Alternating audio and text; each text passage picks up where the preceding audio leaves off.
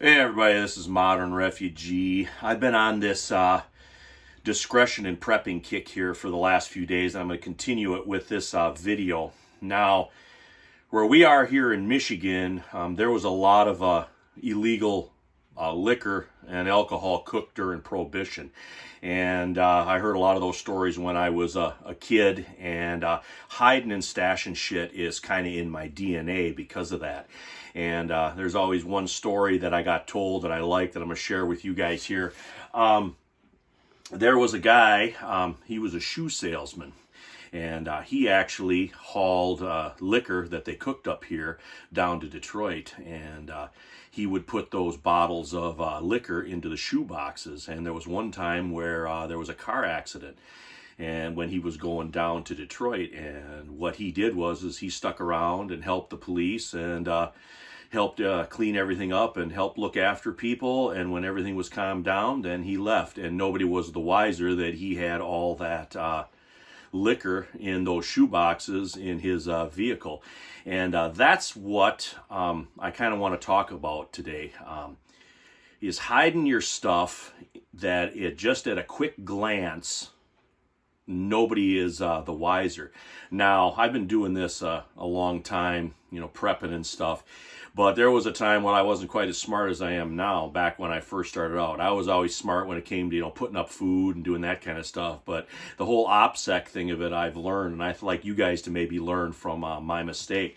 When we were first married, me and my wife, we had our pantry full. And we were going from, we had our pantries full, so we want to get a little bit extra, build our stocks up a little bit in case something goes wrong. But what happened was I had to have some work done in the house because there was something that happened that I couldn't fix.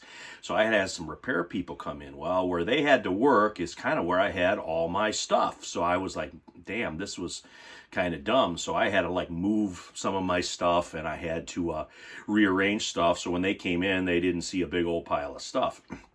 And I learned from that it's best to, have your stuff kind of stashed and put in places in your home that at a quick glance, nothing seems out of the ordinary. Because the tendency is, when you start prepping, you're going to start filling up your pantry, you're going to fill up your cupboards, and then after that point, you're going to have to figure out a way and where to put the other stuff that you want to store, that you want to have for a rainy day if something goes bad. But if somebody comes over, you have and I know there's going to be some people that are going to say, oh, well, I don't let nobody in my house or whatever, but most people in reality, you're going to have acquaintances come over, you're going to have repairmen come over. There's going to be just different instances where there might be somebody in your house that if they're in there, visiting or whatever, there might just be a quick glance here or there. They're not going to see anything out of the ordinary. And that's what I'm going to show you right here. And now this is where imagination comes in. I mean, the sky is really the limit when it comes to this stuff. This is my bear here. I got him back in 2015. He is a 9-year-old boar, and he sits on some of my preps. And I'm going to move him right here, and I'm going to show you guys this.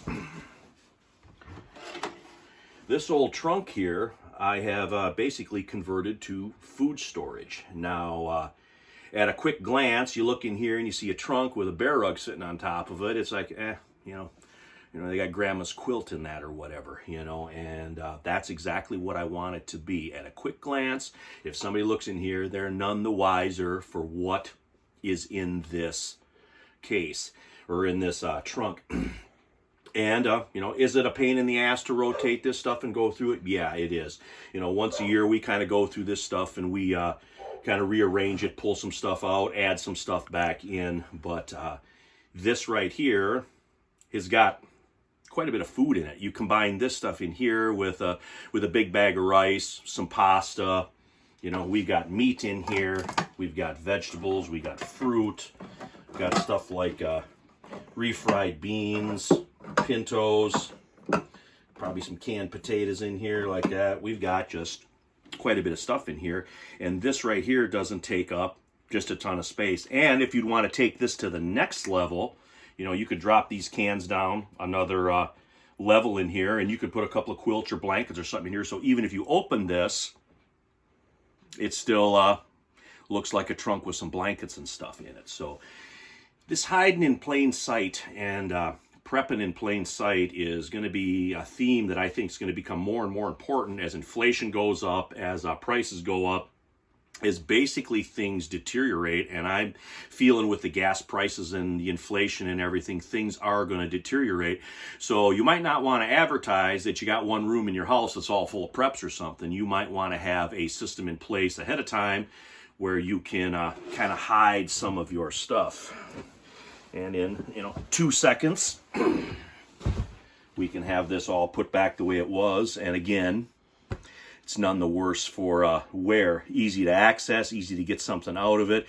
But if somebody happened to be around that you'd want to kind of keep a little bit low key about, people could glance in here, look at this, and they're none the worse for wear. Another thing is stuff like this right here. This is one of my old coffee grinders. This just looks like a decor thing, but this is actually a very valuable prep because I can use this to grind grain, I can use it to grind wheat, and things like this. Any little item that's especially portable like what this is, that doesn't really look like a prep, it doesn't look like a solar panel or any of the other kind of common stuff that there is. If there is an actual legitimate prepping use for that, any little thing like this, you can just set this on a shelf and people just think, oh, well, you're just an antique collector or whatever. But that has a very, very good use. A lot of prepping items that you buy look like prepping items, but there's some things that don't. And just something to think about here, just something to contemplate, just some ideas that I'm throwing out there. Like, none of this is rocket science, but there's a lot of little nooks and crannies in apartments, in houses and stuff that only the homeowners pretty much know about, or the people that live in there that know about.